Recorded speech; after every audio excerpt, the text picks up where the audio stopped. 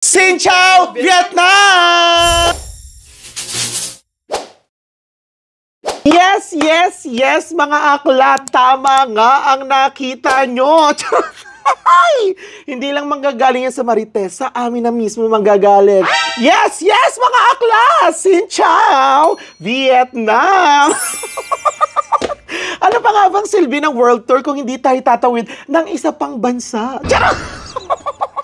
Nakakaloka, di ba? So, syempre, plano na talaga namin to. Una pa lang, na tumawid from Cambodia, Siem Reap, at pumunta nga, tumawid nga sa Ho Chi Minh City, Vietnam. Para dalhin nga namin yung mga ibang bayod na hindi pa nakakaranas or hindi pa nila nararanasan ang, syempre, mag-tour sa Vietnam. Oh my God! O, diba? Excited na kami. At kung makikita nyo nga mga akla, or kung mapapansin nyo nga mga akla, yes, parang ano lang kami dito, less than 2 days lang yung in-stay namin dito sa Cambodia. Why? Because the only reason why we visited Siem Reap, Cambodia is yung ngang Angkor Wat, mapuntahan ng mga akla. Yun lang talaga ang purpose namin. Kaya, ayun mga akla, from Siem Reap, magbabas kami, sleeper bus. That would be around 14 to 16 hours travel time by land. So, basically, makakarating nga kami ng Ho Chi Minh City the next day na ng before tanghalian. Oh! Why? So, inisip na nga lang namin na imbis na itulog namin dito sa hotel, kasi ang mahal ng flight from Siem Reap to Ho Chi Minh City, di pumunta na lang tayo or mag-travel na lang tayo by land. So, borlogs lang. So, pagkadating ng umaga, waiting time na lang tayo na maka-arrive sa Ho Chi Minh City. At syempre, di ba? Nakakaloka. Ang dami naming pasabog at ang dami naming mga plano for this trip. Di ba? Baka maloka kayo, may third country pa. Ichichika ko na ba? Pilitin niyo muna ako. Dahil dyan, ichika mo na! Dali! Kung ano na lang sinasabi ko, mga akla. So, ayun mga akla, 10 p.m. Siem Reap time. So, susundin na kami ng aming bus dito sa aming hotel going to Ho Chi Minh City. So, magkita-kita na lang tayo at panoorin nyo ang journey namin papunta ng Ho Chi Minh City. Kaya mga akla, sama na kayo sa trip ng mga akla. At ayun na nga mga akla, nandito na nga tayo sa bus terminal at pupunta na nga tayo ng Ho Chi Minh City. May mali Baguio. Pabagyo kasi. Hello kasi bakla ko. Ano yan, te? Damit. Bagong ligo. May ahas sa loob yan. Correct. So ito yung sasakyan naming bus. So sleeper bus siya. So yun nga, gaya nga na sinabi ko sa inyo mga akla is tatagal nga ang ating travel by land na 14 to 16 hours. So abangan nyo na lang yung mga eksena ng mga akla at syempre, samahan nyo kami sa aming journey papunta ng Ho Chi Minh City. Tama?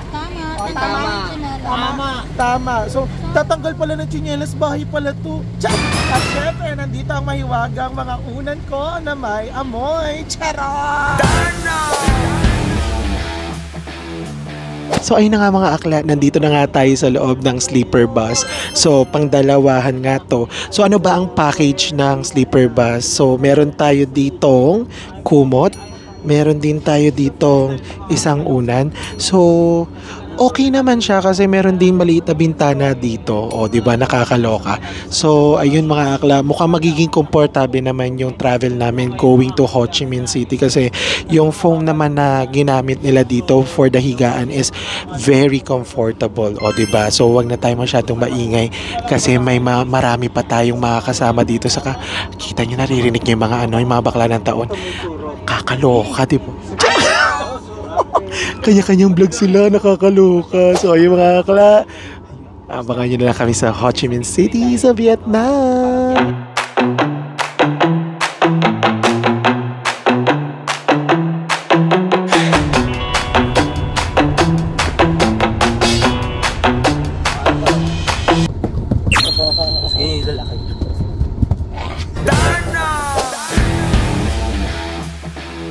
So, nandito na nga tayo sa terminal ng bus sa Philippine Rabbit.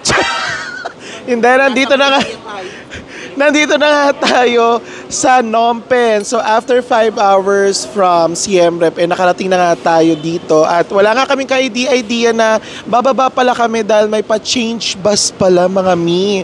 At mag-aantay muna kami dito ng 1 hour at 6 a.m. Dedire-diretso na natin ang ating travel papunta sa Ho Chi Minh para makapag-cross border na tayo. At ito na nga mga bayut. Oh, di ba? Good morning. Oh, di ba? Dahil dyan, maghihining nga challenge tayo kung carry pa ba. After 5 hours, sige, go. Patingin, paamoy. Paamoy. Double. Uy, laban! Laban in fairness, walang amoy. Oh, Jessica.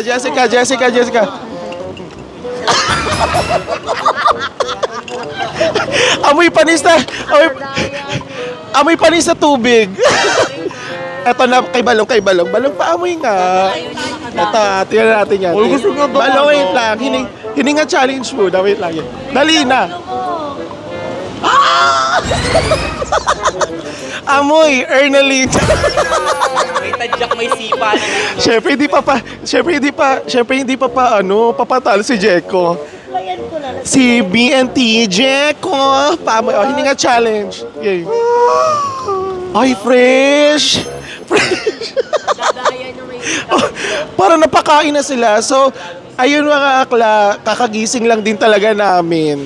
And, tingnan na lang natin kung ano pa magiging ganap. So, for sure, i-vlog na lang natin yung experience natin sa papuntang immigration, immigration exit from Cambodia, and then yung pagpasok natin ng Ho Chi Minh City. Kaya kumapit lang kayo sa Bilang Treasure mga akla, and abang-abang na lang kayo. Charot!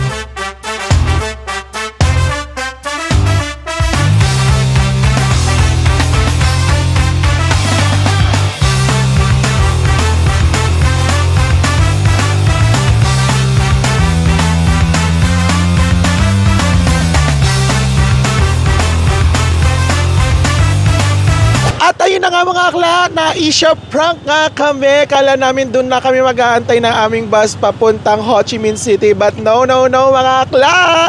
Pupunta nga tayo sa isa pang bus terminal station. Dito lang yan sa Phnom Penh. Papunta ng Ho Chi Minh City. At nagtuktok nga kami mga akla, kakaloka. So kasama namin ang aming mga luggage bag.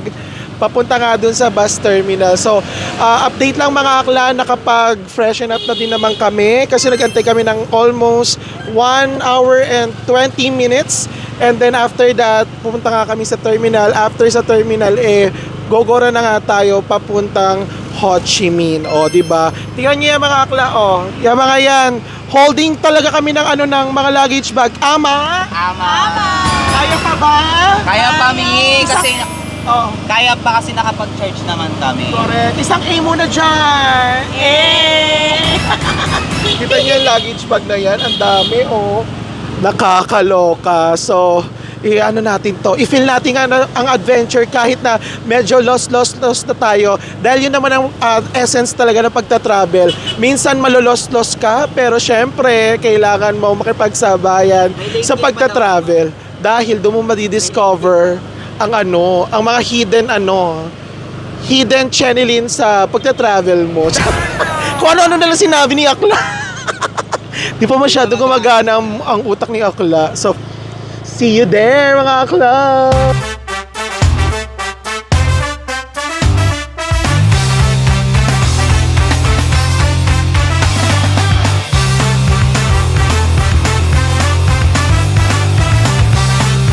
Thank you so much! Thank you so much. Thank you so much. Thank you so much! Thank you so much. Thank you so much! Thank you so much. Thank you so much! Thank you so much, Miss Christina Clemencio, sa pa-sleeping bus namin from Siem Reap to Ho Chi Minh City. Isa kang sabog!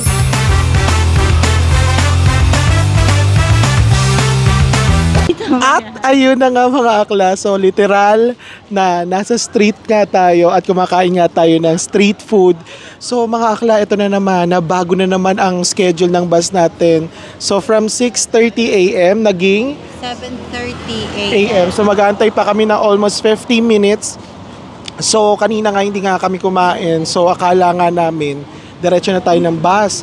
So ngayon, since mag-aantay pa tayo, tapos almost 5 hours pa yung ating travel time, so kain-kain muna tayo mga akla kasi nakakaloka.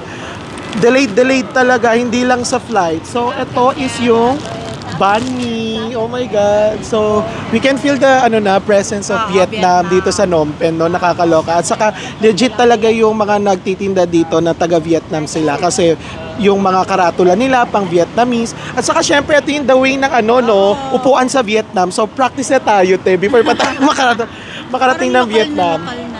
Totoo, parang Vietnam na tayo. Parang nasa Ho Chi Minh na tayo. So, try na natin yung banh mi nila, kain tayo. Matigas din. No, hindi katulad nung sa sa Ho Chi Minh talaga, medyo malambot. Makakain mo talaga.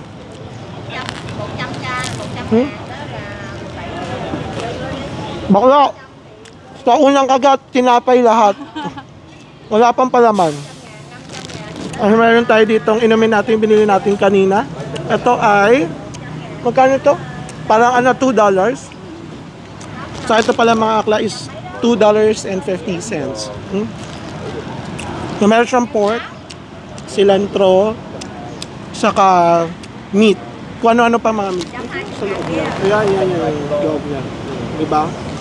Ayun mga sa loob niya. Parang paano na siya. Parabit na tayo for today's video.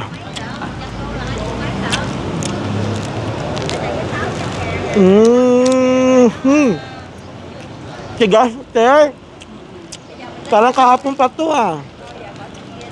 Kaya masarap yun naman ang loob. Matigas lang yung yung bread. Siya.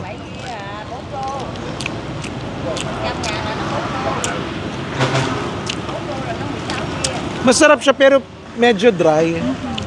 Hindi ganito parang hindi ganito mo yung natin, no? Usual na natitikman natin sa Ho Chi Minh, no? Kasi sa Ho Chi Minh parang grilled grilled pork patty, no? Mainit kasi yan sa loob, kaya siguro napapalambot niya din. Kasi nga grilled siya, no? So parang sa Ho Chi Minh kasi makikita mo talaga na gine-grill siya. Tapos yung itlog, may itlog doon, di ba yung scrambled egg? May scrambled egg kasi na bagong luto lang din. Pero to for $2.50, medyo mahal. Ako hindi, parang medyo mahal kasi... Marami kasing laman, Talaga ba? Sa $2.50, kung ito $2.50 mo, medyo halming siya. No? So yun na mga akla. Tatapusin na namin tong pagkain na to. At again, sasabihin ko na naman, abangan nyo na lang mga susunod na mga eksena at samahan nyo kami sa aming trip papuntang Vietnam. Ready ka pa ba? Charot!